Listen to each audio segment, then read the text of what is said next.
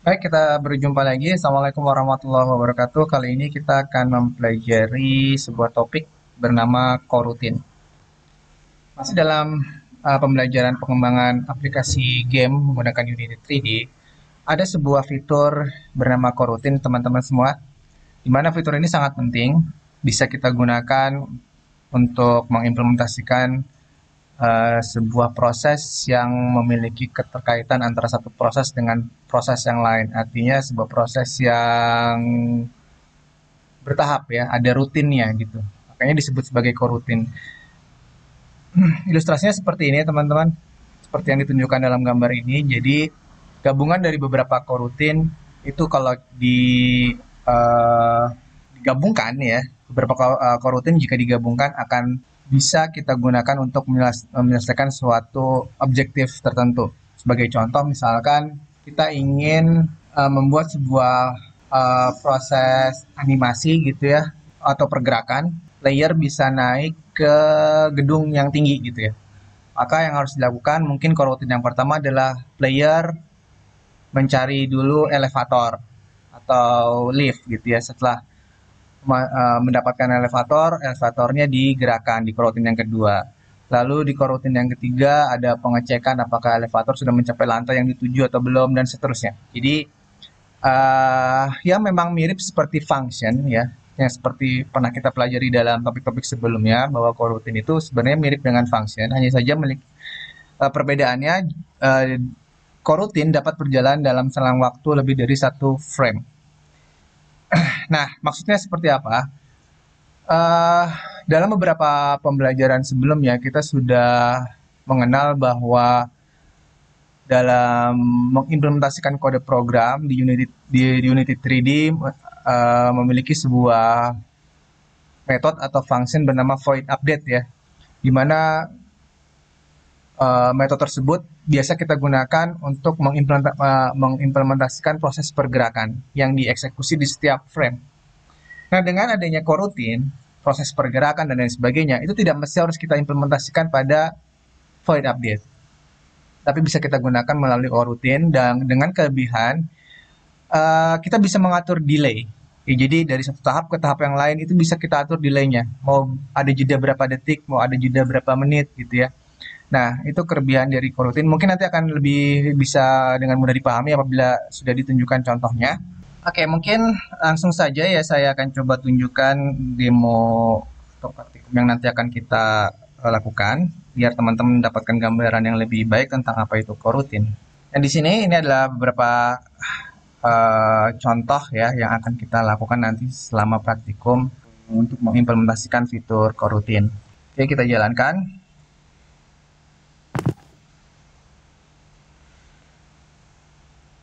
Nah, di sini em, teman-teman bisa melihat ya counter dari ini ada tulisan counter ya, counternya angkanya terus apa namanya terus bertambah ya.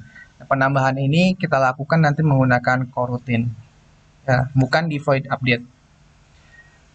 eh Selain itu juga coba saya post lagi, kita bisa membuat sebuah fitur yang memiliki jeda gitu ya, menambahkan sebuah teks yang muncul dengan jeda waktu tertentu ya. Nanti kita bisa lihat di sini di dalam konsol ini akan muncul teks, nah itu first text, lalu beberapa jeda waktu kemudian muncul lagi tulisan second text. Jadi teksnya tersebut tidak langsung muncul, melainkan kita atur dulu jeda waktunya atau biasa disebut dengan delay gitu ya, atau yield atau delay gitu. Dan juga nanti kita akan mempraktekkan um, bagaimana bisa membuat sebuah lift yang memiliki jeda waktu gitu juga gitu untuk bisa bergerak ke atas gitu ya. Nah itu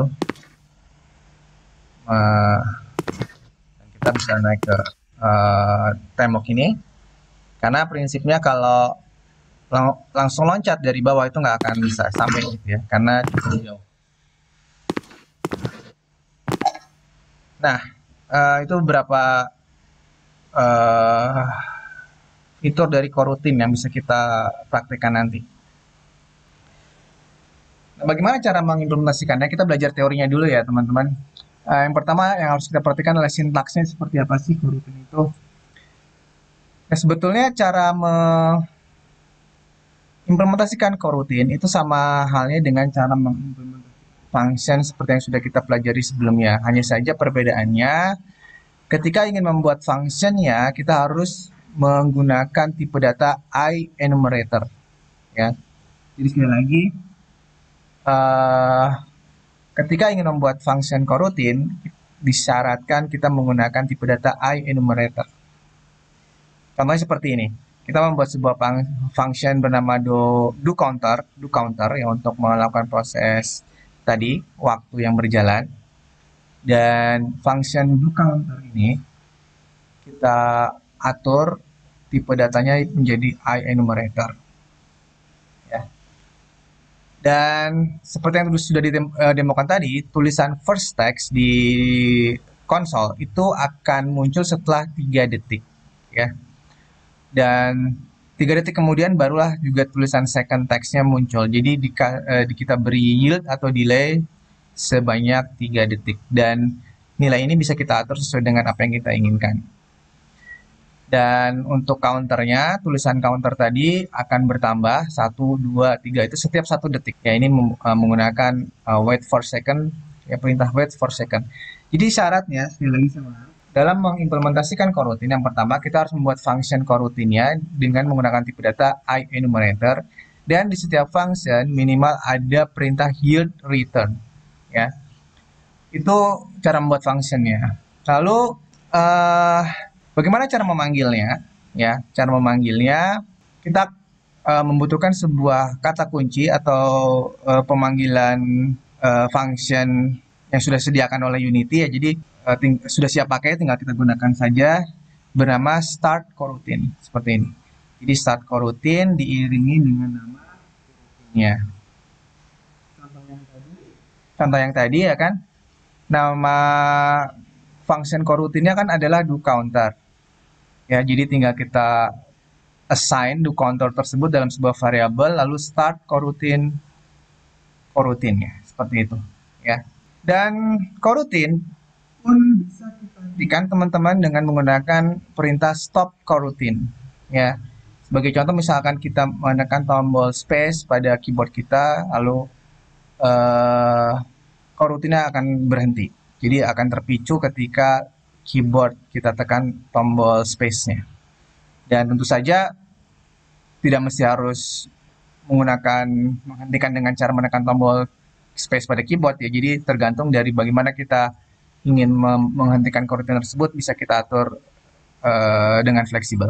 Oke ya, itu penjelasan singkat, teori singkat dari coroutine. Sekali lagi, dari coroutine kita bisa mengatur delay dan proses pergerakan, tidak mesti harus kita implementasikan dalam void update.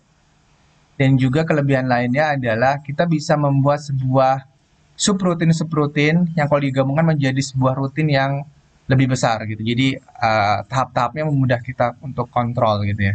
Oke, langsung saja kita ke Unity 3D-nya. Oke, baiklah. Kita akan membuat project baru agar kita bersama-sama bisa melakukan proses praktikum dari awal gitu ya untuk mengimplementasikan fitur coroutine ini. Oke, langsung saja saya buat project barunya, file new project.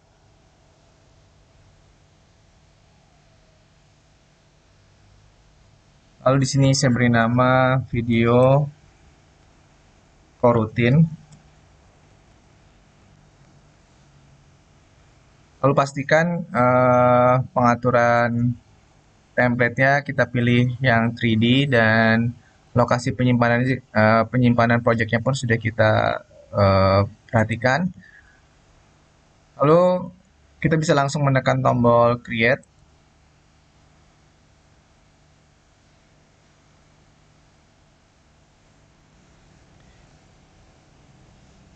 Di praktikum yang pertama ini kita akan mempelajari bagaimana kita bisa memunculkan tulisan first text di konsol dan second text di konsol gitu. Namun pemunculannya kita akan atur supaya ada delay. Jadi first text dulu muncul gitu, baru nanti 3 detik kemudian second text. Ini sesuai dengan konsep coroutine yang bisa membagi-bagi subroutine dalam sebuah proses yang utuh. Jadi nanti kita mensimulasikan subroutine-subroutine ini untuk memunculkan teks ya. Misalkan subroutine yang pertama itu untuk memunculkan teks bertuliskan first text, lalu diberi delay sekitar 3 detik kemudian baru muncul teks yang kedua yaitu second text, atau diberi delay lagi untuk memunculkan teks yang ketiga, third text, dan seterusnya ya. Jadi kita akan mempelajari bagaimana cara membuat sebuah coroutine, dan setiap coroutine bisa kita atur delaynya gitu ya.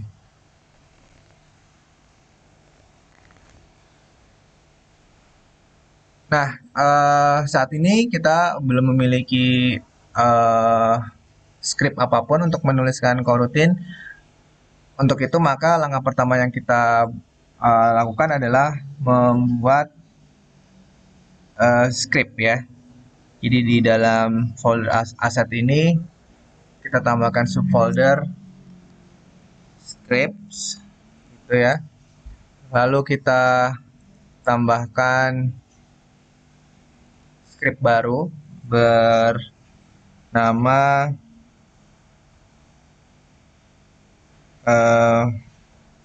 apa ya?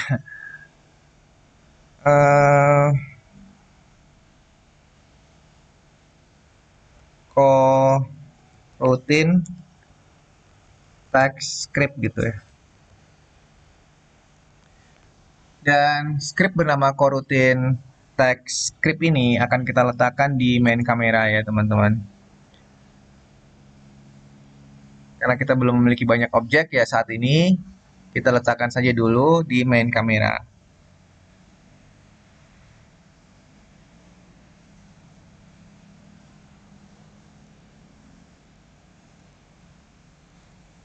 Ini coroutine scriptnya nggak muncul di script ya.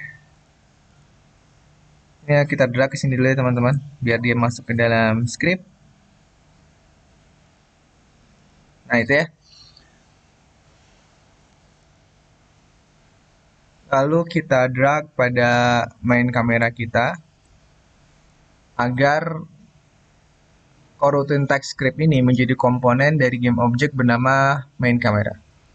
Setelah itu barulah kita bisa membuka script tersebut menggunakan editor script yang kita miliki ya. Bisa menggunakan Mono Develop atau bisa juga menggunakan Visual Studio ya, dan lain sebagainya. Oke teman-teman, di sini sudah muncul coroutine text scriptnya yang tadi kita buat ya. Dan kita akan membuat sebuah teks dengan mengetikkan kata kunci debug.log. Teks di konsol ya maksudnya. Di sini adalah first text. Lalu yang kedua debug.log juga.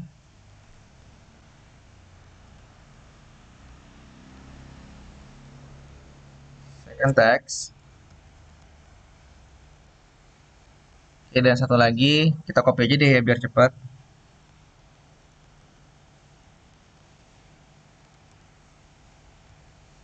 Third text. Nah, jika kita menampilkan tulisan seperti ini tanpa coroutine, ya ini kan tanpa coroutine ya. Seperti biasa kalau ini masih kita tuliskan debug.log langsung di void start gitu.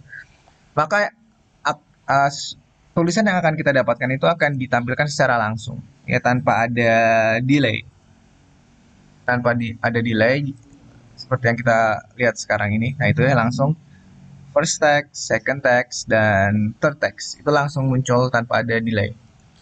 Nah, sesuai dengan demo yang ada di awal, yang kita inginkan adalah tulisan-tulisan ini tidak segera muncul. Yang kita inginkan setiap kemunculannya itu diawali dengan delay terlebih dahulu. Ada delay 3 detik untuk menampilkan first text, ataupun setelah itu ada delay lagi untuk menampilkan second text, dan seterusnya. Nah, tanpa menggunakan coroutine, hal tersebut tidak bisa dilakukan, atau bukan tidak bisa ya, butuh penanganan khusus untuk melakukan hal itu, seperti menggunakan counter di void update. Nah, itu sudah pernah kita lakukan ya, belajar membuat counter di void update. Namun sekarang kita akan pelajari mengatur delay pada kemunculan teks tanpa menggunakan counter yang pernah kita pelajari sebelumnya ya, tapi menggunakan coroutine saat ini. Oke, nah tahap-tahapnya bagaimana cara membuat coroutine? Tahap yang pertama tentu kita perlu membuat variabelnya dulu teman-teman. Variabel yang menyimpan eh, tipe data coroutine.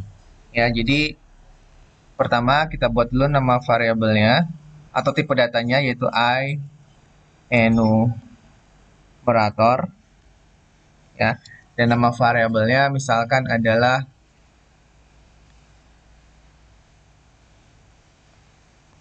teks coroutine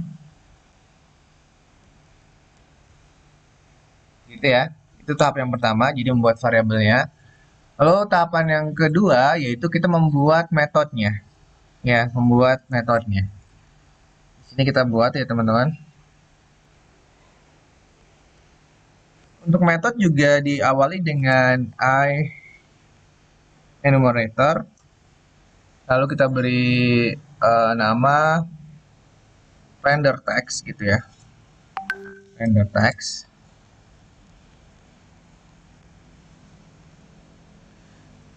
Nah, begitu kita membuat sebuah metode, tipe datanya adalah IEnumerator.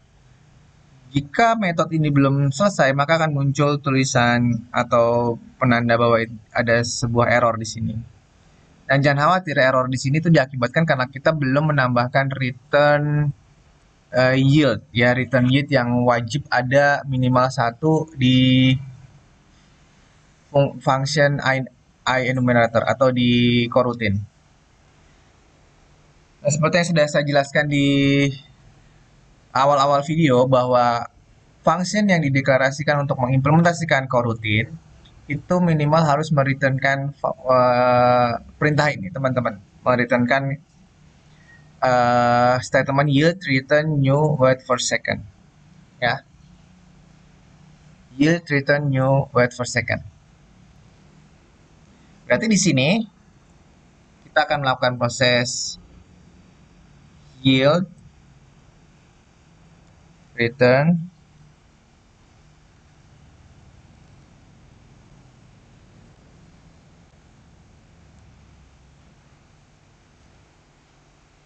new wait for seconds. Nah, ini tinggal kita beri nilainya berapa detik gitu ya. Kalau kita ingin jeda atau nilainya 3, maka kita tambahkan di sini 3 detik. Oh, salah ya, bukan di sini, mohon maaf. Kita cut, kita pindahkan di sini maksudnya ya. Nah, begitu yield return new wait for second yang kita pindahkan ke render text ke dalam function IEnumerator, maka penanda error yang tadinya ada itu akan segera hilang ya. Nah, sekarang teman-teman, apa yang ingin kita tuliskan seharusnya bukan di void start tapi di sini gitu ya. Nah, sehingga ini bisa saya kopikan semuanya ke bawah sini itu ya.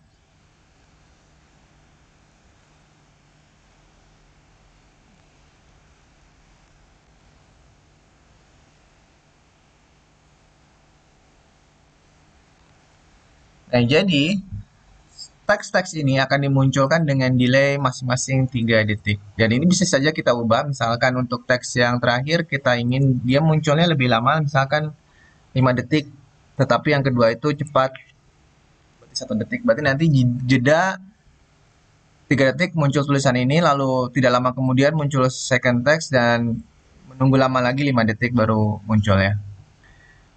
Save all. Itu tahap yang kedua. Apakah kita sudah bisa menampilkan tulisan ini? Belum ya teman-teman?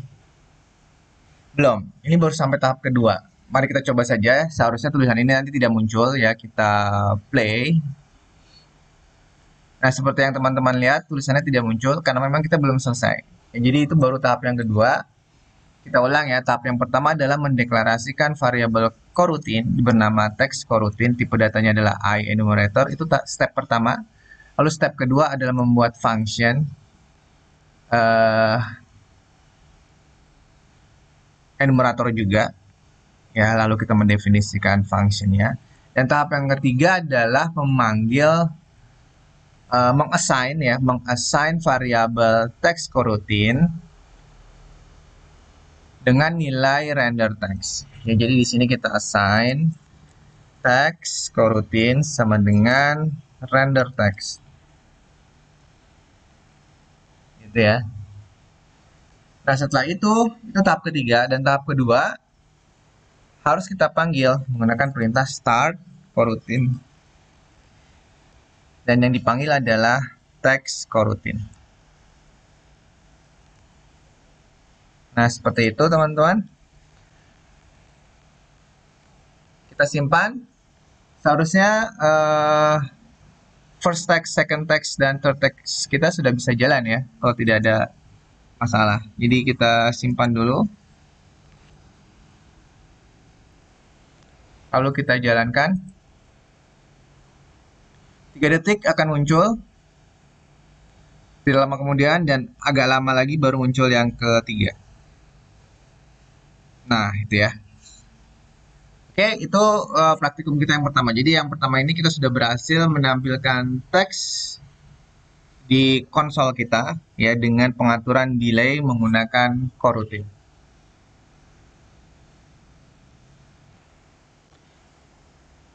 Oke, berikutnya kita akan melakukan praktikum yang kedua yaitu menampilkan counter timer ya. Counter menaik atau menurun misalkan dari 0 sampai sekian ataupun dari 100 turun ke 0 gitu ya. Yang akan kita implementasikan dengan coroutine. Nah, karena melibatkan teks yang ditampilkan di canvas atau yang ditampilkan seperti menu gitu ya, maka kita harus menambahkan komponen GUI text ya. Oke, kita langsung saja tambahkan komponen GUI text-nya. Di sini teman-teman game object UI text.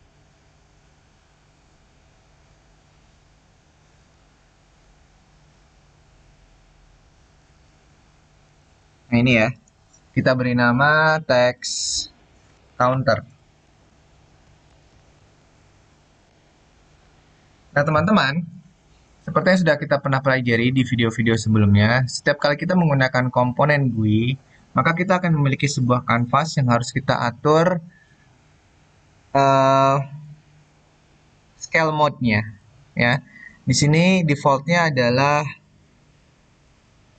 constant pixel size. Kita akan ubah menjadi scale with screen size. Maksudnya apa ini ya? Maksudnya agar ketika screen-nya berubah, ukuran, size-nya berubah gitu ya, dari kecil ke besar atau sebaliknya dari besar ke kecil, maka kita akan tetap bisa mendapatkan ukuran yang proporsional antara perbandingan besar ukuran dari screen dengan GUI-nya.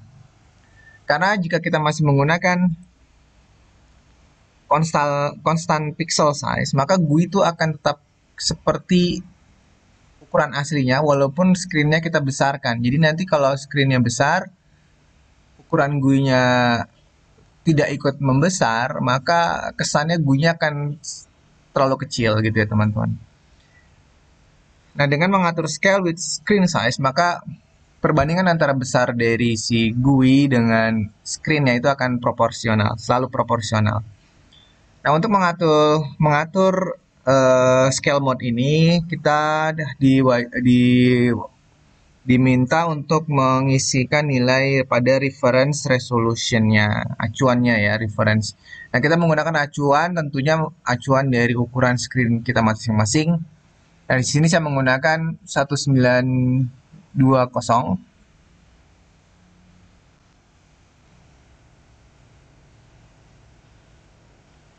1920. Dan untuk eh, sumbu Y-nya 914. Itu untuk dimensi antara width dan height. Ya, jadi X itu width dan Y itu height, itu tinggi gitu ya. Nah, di sini ada satu lagi pengaturan yaitu screen match mode. Itu kita ingin memprioritaskan proporsionalitas pada width atau height gitu ya. Kalau nilainya 0, maka dia akan memprioritaskan pada width-nya. Jika nilainya 1, maka akan diprioritaskan pada height-nya.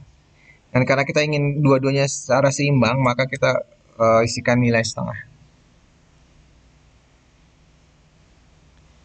Oke, itu saja yang perlu kita atur pada kanvas. Kembali lagi ke text counter kita. Nah, di sini teman-teman, kita akan menuliskan counter gitu ya. 0. Lalu kita akan perbesar ukuran dari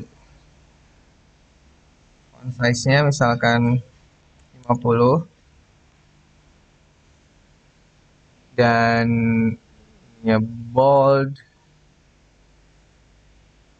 Kita pilih yang center semuanya. Oke. Lalu kita perlu atur width dan height-nya ya teman-teman. Di sini tidak muncul karena kemungkinan ukuran dari fonts-nya lebih besar dari ukuran objeknya, sehingga dia tidak bisa mengcover ukuran font. Jadi jika kita mendapatkan situasi seperti ini, hal yang bisa kita lakukan agar kita bisa melihat tulisan kita dalam memperbesar ukuran width-nya. Dan jika masih belum muncul, ukuran height-nya juga perlu kita perbesar ya. Jadi width dan height kita atur, kita perbesar nilainya.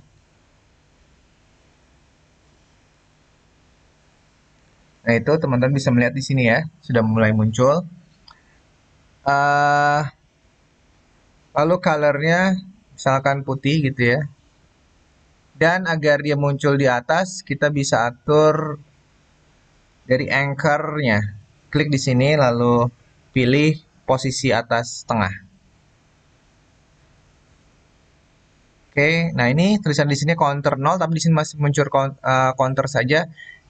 Berarti width-nya harus kita tambahkan lagi teman-teman. Nah, seperti itu ya.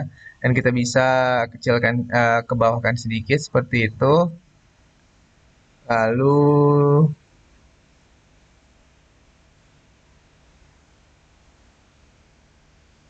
height-nya. Oke. Oke, saya rasa cukup ya pengaturannya. Mungkin bisa ditambah shadow lagi di situ ya. Berarti kita add komponen shadow.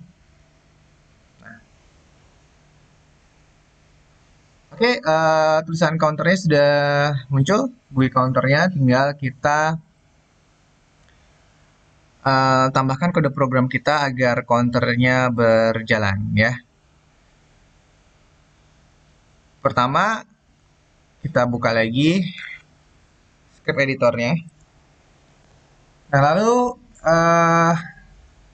sekarang kita akan mulai mengetikkan kode program tahap-tahap mengimplementasikan counter GUI. Yang pertama, tentu kita harus membuat sebuah variabel yang mereferensi dengan GUI teks kita ya. Dan oleh karena itu, setiap kali kita ingin mengetikkan kode program yang mereferensi pada UI, kita harus importkan terlebih dahulu kelas UI-nya dengan mengetikkan using unity engine.ui. Seperti itu. Dan berikutnya, kita buatkan variabelnya private text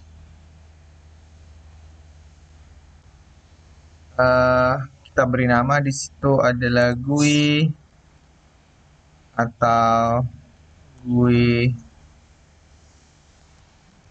text counter gitu aja ya, text counter. Nah, tentu setelah kita mendeklarasikan variabel text counter, kita harus memberi nilai pada text counter ini ya.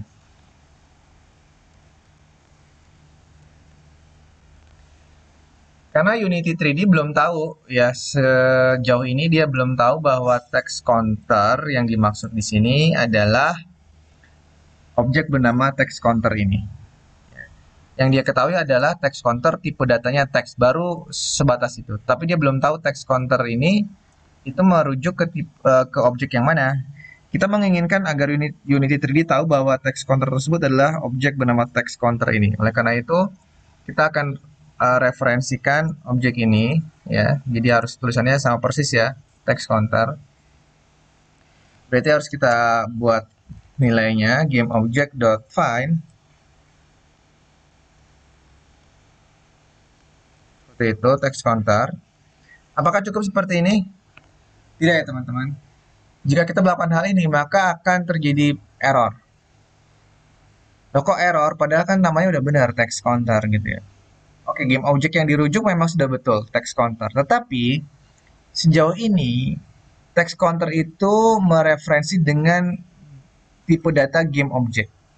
Baru sebatas mereferensi ke tipe data game object. Padahal text counter di sini itu kita deklarasikan dengan tipe datanya text, bukan game object. Ya, jadi di sini adalah game object, di sini adalah text. Makanya tidak kompatibel. Kalau kita deklarasikan dia ada text, maka di sini juga harus text. Apakah ini kita ganti teks? Tidak itu ya, tidak seperti itu. Tetap di sini harus game object, tetapi kita tambahkan di sini get komponen. Karena yang kita maksudkan adalah komponen ya, bukan game objeknya. Get komponen text. Gitu ya. Artinya kita mereferensikan variabel ini kepada komponen text yang ada di game object bernama text counter. Karena jika kita lihat text counter ini memiliki komponen text. Nah, inilah yang kita referensikan, teman-teman. Bukan game object ya, tapi komponen teksnya. Karena tulisan ini bisa kita ubah-ubah melalui komponen teksnya. Mudah-mudahan itu bisa dipahami ya. Nah, itu tahap yang pertama, membuat variabel dan membuat nilai awalnya. Tahap keduanya apa? Tahap keduanya adalah membuat variabel yang bisa mengganti-ganti nilai dari counternya. Di private integer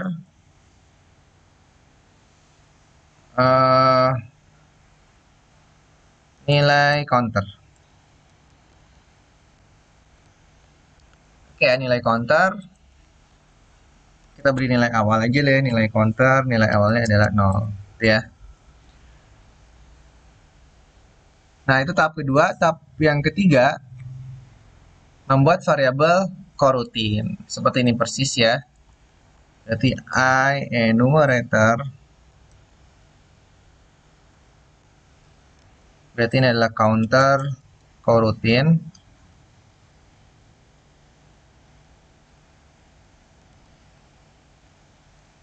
Lalu tahap berikutnya membuat metode coroutine-nya. I enumerator render counter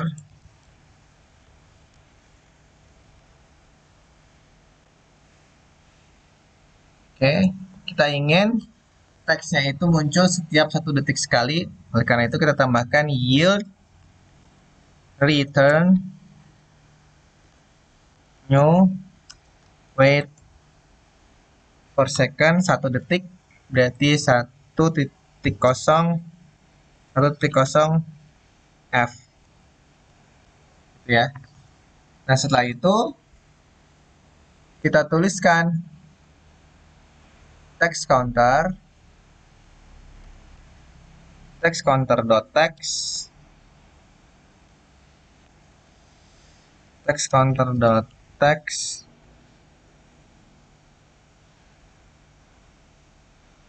Oh, ini text coroutine ya, text counter maksudnya. Nggak mau ya. Text counter.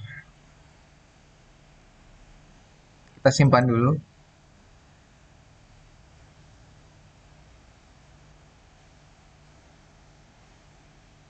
Text counter. Kita copy aja ya. Text counter dot text. Nah, itu baru muncul.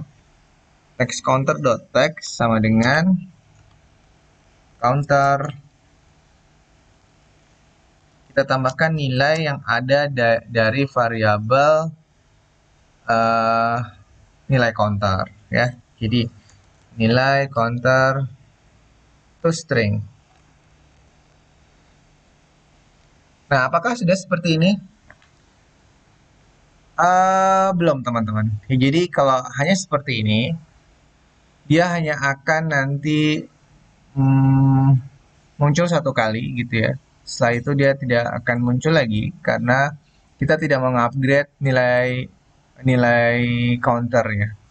Oleh karena itu kita harus update nilai counternya, nilai counter sama dengan nilai counter plus 1. Jadi setiap satu detik nilai counter ini akan ditambahkan 1. Ya, oleh karena itu, agar di sini bisa terjadi sebuah perulangan, kita tambahkan perulangannya while true. Nah, semua ini kita masukkan dalam blok perulangan. Ya, jadi ketika bernilai true, maka dia akan menunggu 1 detik dan menampilkan nilai yang ada di dalam nilai counter, lalu nilai counternya ditambahkan, lalu dia muter lagi. Ya, dan seterusnya. Oke, kita simpan. Apakah sudah? Belum ya? Seperti biasa.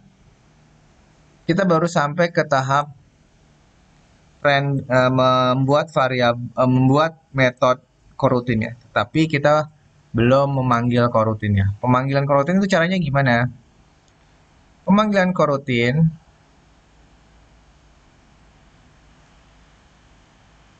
yang perlu kita lakukan adalah seperti ini.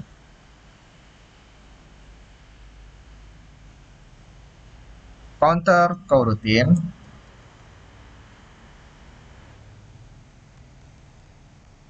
sama dengan render counter. Ya. Lalu kita start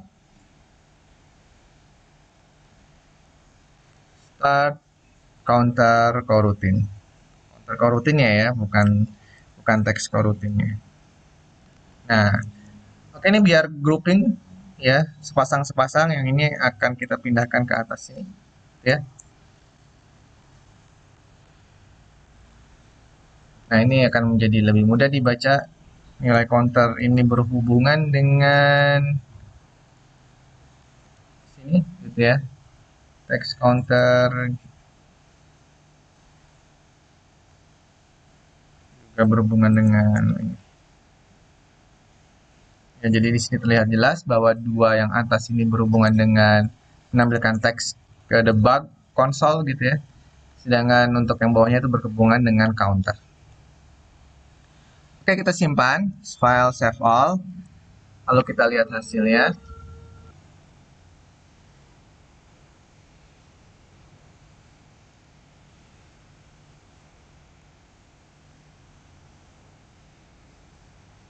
Nah, itu seperti yang teman-teman lihat,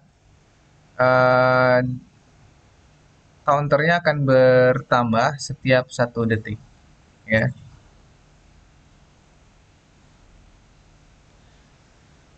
Dan ini akan terus berjalan. Dan jika kita menginginkan suatu saat counternya itu berakhir, maka kita bisa hentikan coroutine kita dengan perintah stop coroutine. Seperti yang sudah dibahas pada awal video. Ini ya, di modul kita bisa menghentikan coroutine dengan perintah stop coroutine. Dan bagaimana memicunya itu bisa kita atur. Bisa dipicu dengan memperhatikan memperhatikan inputan dari keyboard atau mouse ataupun dengan cara-cara yang berbeda.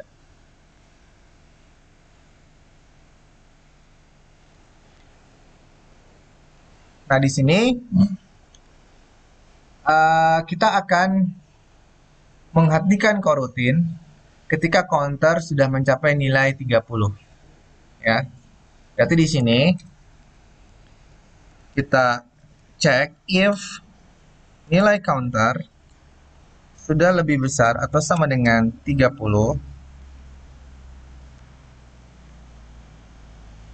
ya, maka kita stop coroutine-nya.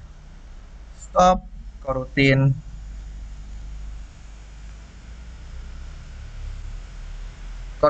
Coroutine kita bernama apa? Coroutine kita bernama counter coroutine. Nah, seperti itu. Jadi harapannya jika nilai counter sudah mencapai nilai 30, maka kita hentikan coroutine-nya. Akhirnya nanti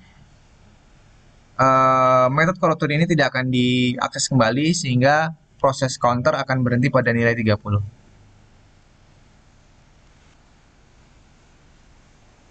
Oke, kita coba, kita jalankan.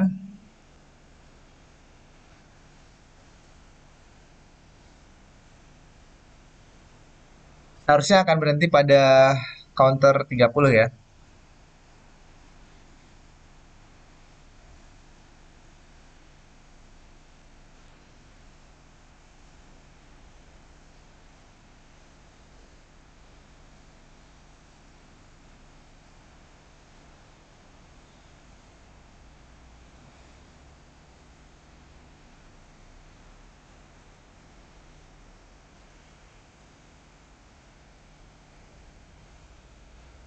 Oh, hanya sampai 29 ya. Oh ya, tentu saja. Nah, counter yang kita lihat hanya berakhir pada angka 29. Tentu saja karena ketika sudah mencapai 30 ya, function render counter itu tidak dijalankan. Sehingga dia tersisa hanya sampai 29. Nah, agar bisa sampai 30 tanda sama dengan ini perlu kita hilangkan, teman-teman. Kita simpan. Lalu kita jalankan kembali.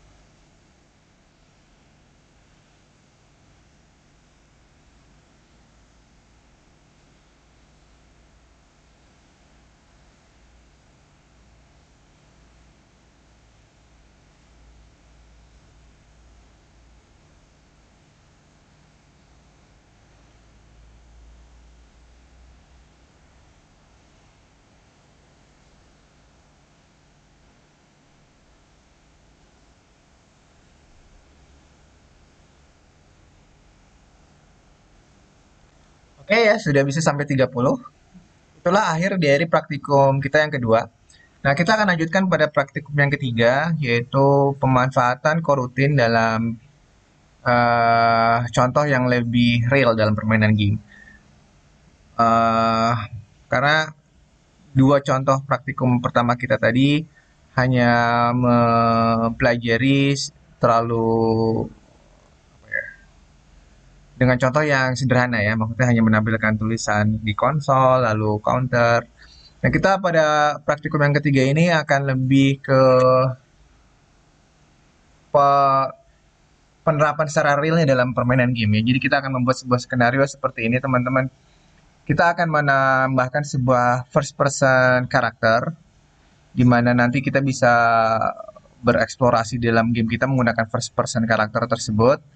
Dan kita akan membuat sebuah objektif di mana first person harus bisa menaiki sebuah gedung atau bisa sampai di atas gedung yang cukup tinggi. Dimana kalau hanya dengan menggunakan teknik melompat yang sudah disediakan pada first person karakter itu tidak akan mungkin bisa mencapai atas gedung tersebut karena gedungnya lebih tinggi dari kemampuan loncat si first person karakter. Oleh karena itu, first person karakter harus mencari sebuah alat yang bisa mengantarkan dia ke atas gedung. Alat itu kita beri nama elevator ya, atau lift.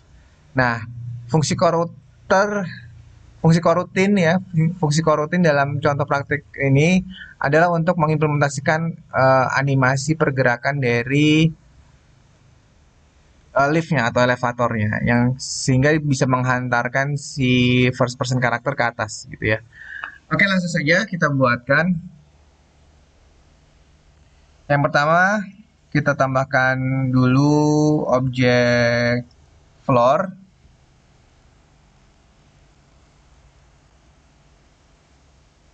Floor kita letakkan di tengah dengan ukuran 300 kali 300.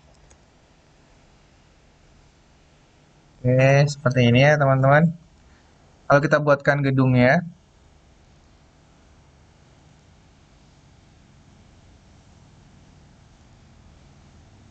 kita beri nama building.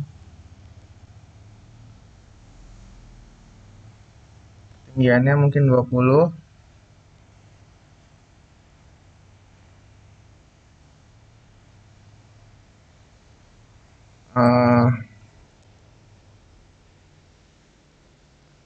Nah, mungkin seperti ini ukuran dari buildingnya.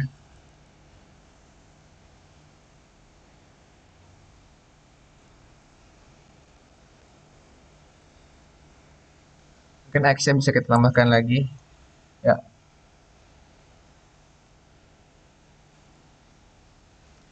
Oh, ini terlalu besar ya, 100 saja deh. Oke. Ups, maaf. Nah, ini. Lalu kita beri warna dulu ya, biar tidak sama persis warna antara floor dan gedung gitu.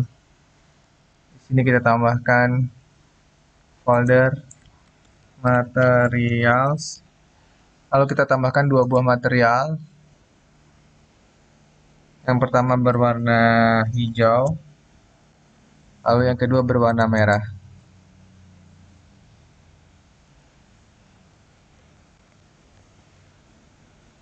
Oke, kita atur yang hijau untuk kita dapatkan warna hijaunya. Dan untuk yang merah juga sama, kita atur untuk dapatkan warna merahnya.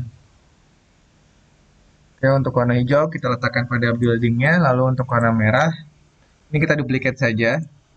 Ini kita beri nama elevator. Elevator. Namun ukurannya kita perkecil ya. Itu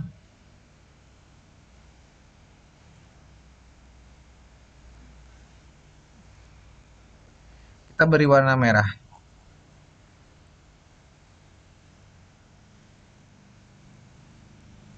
Nah, seperti ini.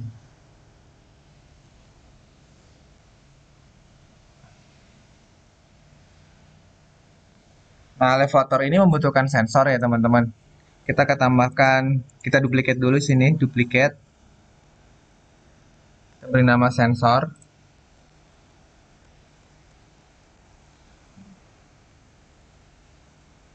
Lalu ukurannya kita perkecil. Nah, seperti ini ukurannya.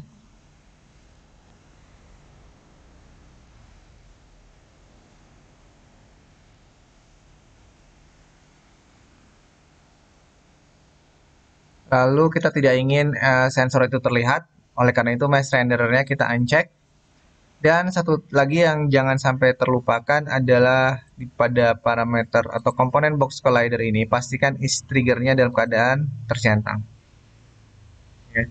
Sekali lagi pastikan is triggernya dalam keadaan tercentang, agar ketika first person karakter menyentuh sensor, menyentuh menyentuh ya menyentuh objek sensor, maka metode on trigger enternya dapat terpicu gitu ya. Nah teman-teman,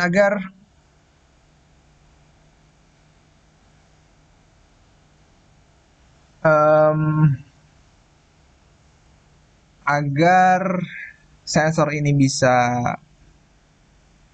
mengikuti arah pergerakan dari elevator ya, maka sensornya kita letakkan dalam elevator gitu ya. Lalu kita beri komponen rigid body. Oh, nggak perlu ya. Ya, nggak perlu. Nanti saja, kalau kita perlukan baru kita tambahkan. Saat ini cukup seperti itu. Jadi kemanapun elevator bergerak, maka sensornya akan mengikuti. Oke. Berikutnya kita perlu menambahkan first person karakter controller kita. Seperti biasa, kita akan menggunakan Unity Asset Store.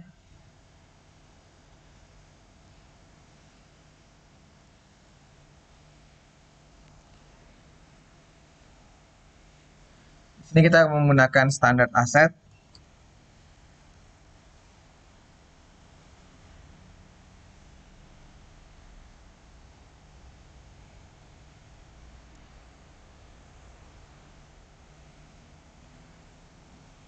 Nah, ini ya teman-teman. Ini kita klik aja.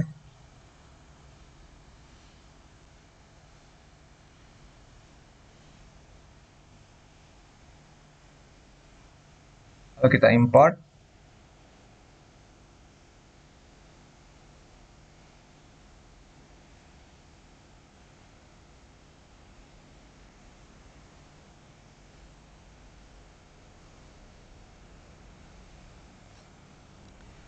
Oke, kita pilih all lalu kita import.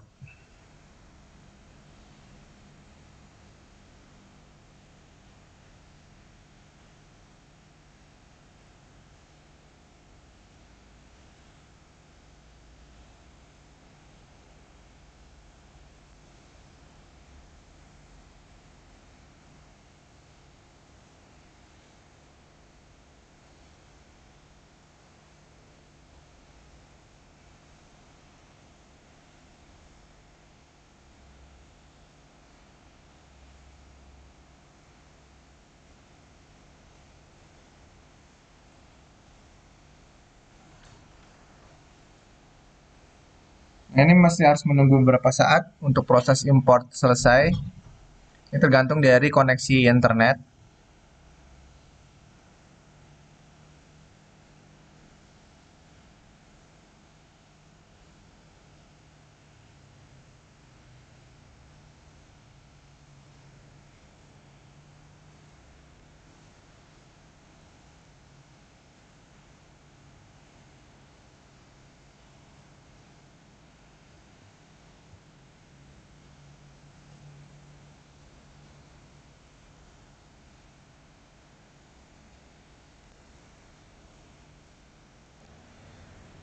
Oke, setelah proses importnya selesai, ini kita kembalikan panel Unity Asset-nya ke dalam slot di sini ya.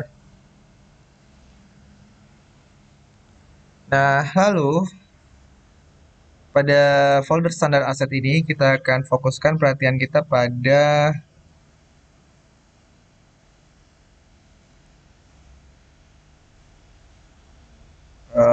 sebuah folder bernama karakter, lalu first person karakter, prefab, FPS controller. Kita letakkan resin kita, lalu pastikan FPS-nya tidak tenggelam. Oke, berikutnya teman-teman, bahwa tadi kan main kamera kita berisi coroutine script ya. Nah, karena sekarang kita akan mendelete main kamera kita, karena kita sudah menggunakan FPS, jadi kita tidak butuh main kamera, maka eh, coroutine text script-nya harus kita pindahkan ke dalam FPS controller ya. Jadi ini kita remove, lalu main kameranya juga kita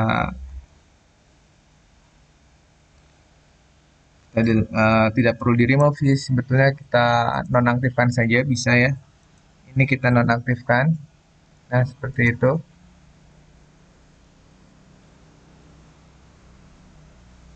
Dan script yang kita miliki tadi, coroutine scriptnya bisa kita pindahkan ke sini. Nah, seperti itu. Lalu di ada error-error ini bisa kita hilangkan. Nggak masalah. Nah, sekarang kita perbaiki dulu errornya seperti biasa teman-teman. Ya, ini udah sangat sering kita lakukan. Mudah-mudahan teman-teman masih ingat ya.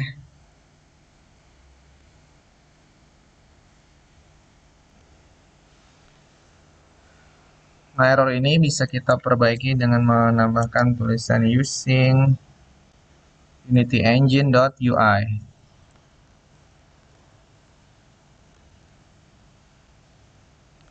Dan GUI teksnya kita ganti dengan teks saja. Oke, itu akan memperbaiki error.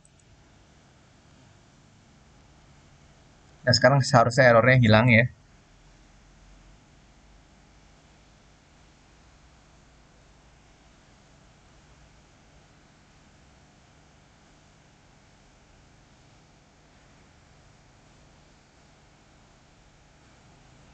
Oke, errornya sudah hilang. Sekarang kita jalankan gamenya.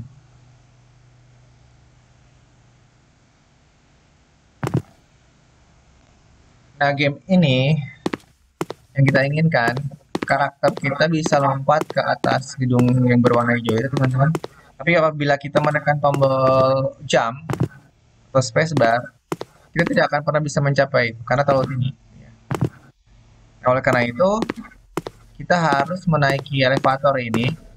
Nah, seperti itu. Dan ketika first person karakter menyentuh sensor, coroutine akan membawanya ke atas. Jadi, script coroutine akan kita buat itu untuk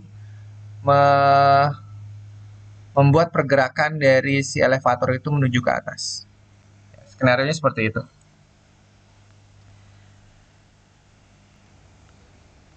Oke, sekarang kita sudah di script kembali, lalu kita akan secara bertahap implementasikan scriptnya.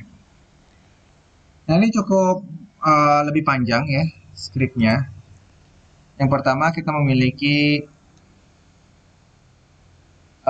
objek yang akan kita referensikan dari script kita. Dua objek yang akan kita gunakan yaitu yang pertama adalah elevator dan kedua adalah sensor. Kita akan langsung saja buat keduanya, variabel untuk keduanya, game object, elevator, obj gitu ya. Lalu private game object, sensor, obj.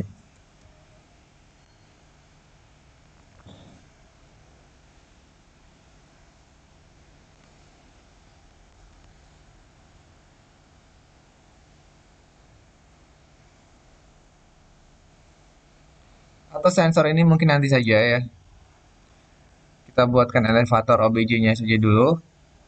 Lalu kita buat referensinya dari elevator obj ini. Sama dengan game object dot find. Nah, kita lihat game object kita bernama apa di situ. Elevator ya. Kita kopikan ke sini.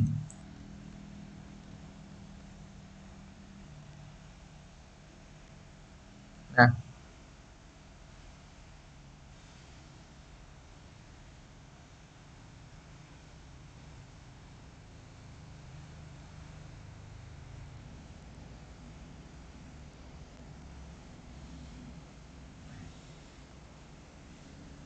oke. Nah, karena kita akan menggunakan sebuah fungsi on trigger enter untuk mendeteksi adanya sensor. Dan sekarang kita ada di sebuah script bernama first person. Bukan ya, script kita bernama apa tadi ya? Coroutine text script gitu ya. Oleh karena itu ada baiknya jika coroutine text script ini kita pindahkan saja ke sensor ya teman-teman. Karena uh, objek yang memilih sensor adalah objek bernama sensor ya yang memiliki yang memiliki parameter triggernya yang diaktifkan gitu ya. Sehingga alangkah lebih mudah jika kita meletakkan scriptnya juga di dalam objek sensor tersebut.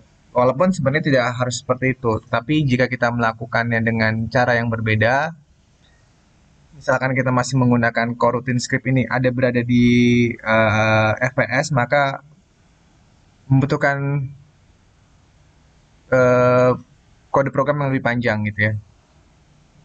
Namun jika scriptnya memang sudah ada di sensor, itu akan lebih singkat. Dan berarti FPS controllernya di sini jangan lupa ya, script coroutine text-nya kita hapus. Jadi sekali lagi, script kita, yaitu coroutine text script-nya kita pindahkan ke dalam sensor. Ya.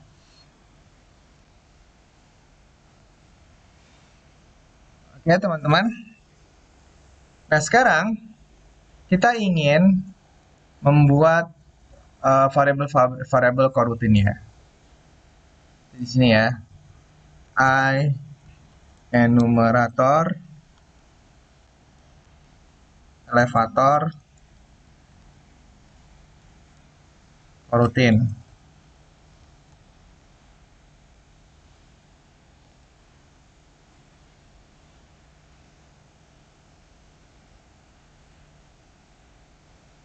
Lalu kita membuat function coroutine-nya.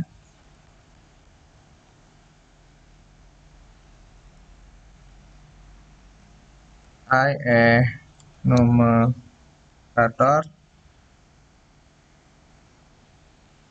go up, naik ke atas gitu ya.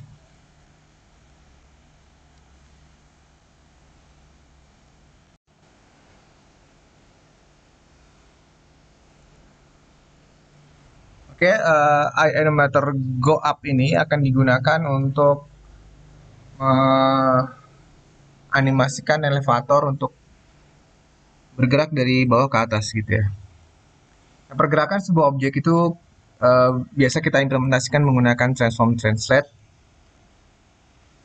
Nah, objeknya bernama tadi apa? Elevator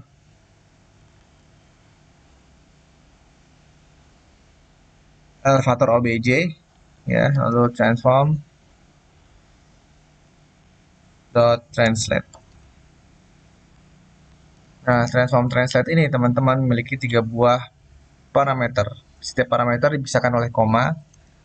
Di mana parameter yang pertama itu berisi pergerakan sumbu X. Kita tidak ingin sumbu X-nya bergerak. Parameter kedua adalah sumbu Y, dan parameter ketiga sumbu Z. Sumbu Z juga tidak ingin kita bergerak, jadi pergerakan hanya dari atas ke bawah, yaitu sumbu Y saja. Nah, ini kita atur pergerakannya 2.0 saja ya. F kita kalikan dengan time dot delta time.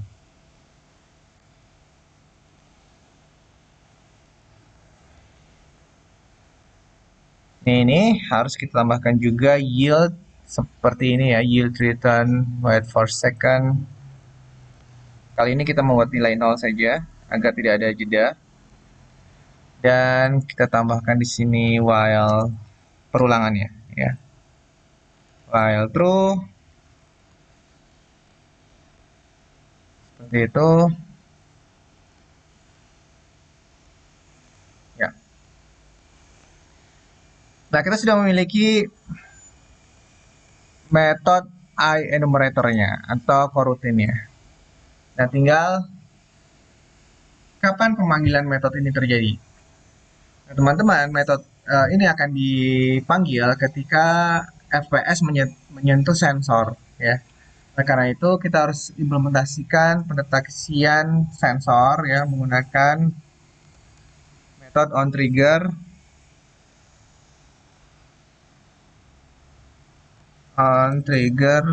nggak muncul ya, onTrigger.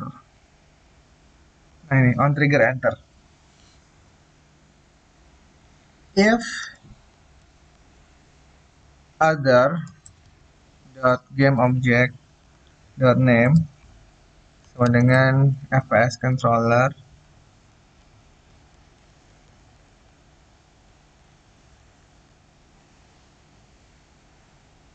maka kita akan melakukan proses pemanggilan coroutine. Nah, sekarang kita lihat apakah kita sudah memiliki variabel coroutine-nya. Elevator coroutine sudah ya. Ini kita tinggal lakukan seperti yang ada di atas ini. Dia go up ya, go up. Hanya saja elevator coroutine-nya tidak dipanggil langsung seperti hal yang ini ya. Dia kita panggilnya di sini. Start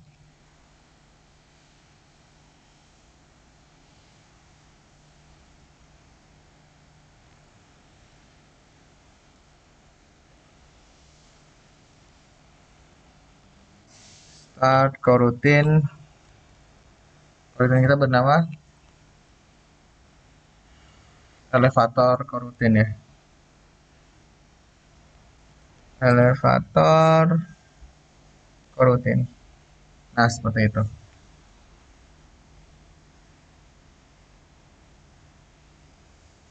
Oke, kita coba ya. Kita coba save all. Apakah sudah bisa berjalan atau belum gitu.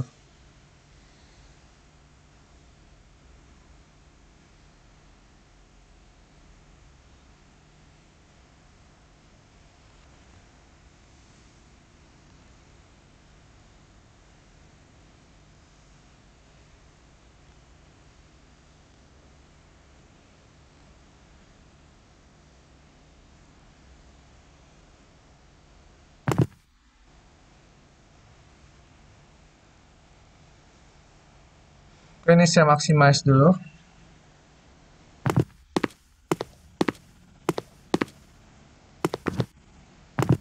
Nah, itu ya, kita sudah bisa bergerak ke atas, teman-teman. Dan kita sudah berada di atas gedung. Namun tetap saja, elevatornya akan terus naik. Karena memang kita tidak menghentikan coroutine ya. Nah, itu sebagai challenge, teman-teman. Untuk memikirkan bagaimana cara menghentikan si elevator tersebut agar tidak terus naik ya dengan menambahkan stop coroutine. Cuma yang perlu dipikirkan stop coroutine-nya kapan gitu. Kalau seperti kasus counter ini kan stop coroutine-nya dipanggil ketika counternya sudah mencapai nilai 30. Nah, ini teman-teman pikirkan kapan stop coroutine elevatornya itu dipanggil. Oke, teman-teman, itu ya praktikum kita tentang tentang elevator, tentang coroutine. Jadi ada 3 praktikum tadi. Yang ketiga-tiganya mengimplementasikan fitur coroutine. Mudah-mudahan dari 3 contoh ini teman-teman bisa memahami kapan teman-teman harus menggunakan coroutine dan bagaimana cara menggunakannya. Oke, terima kasih atas perhatiannya. Wassalamualaikum warahmatullahi wabarakatuh.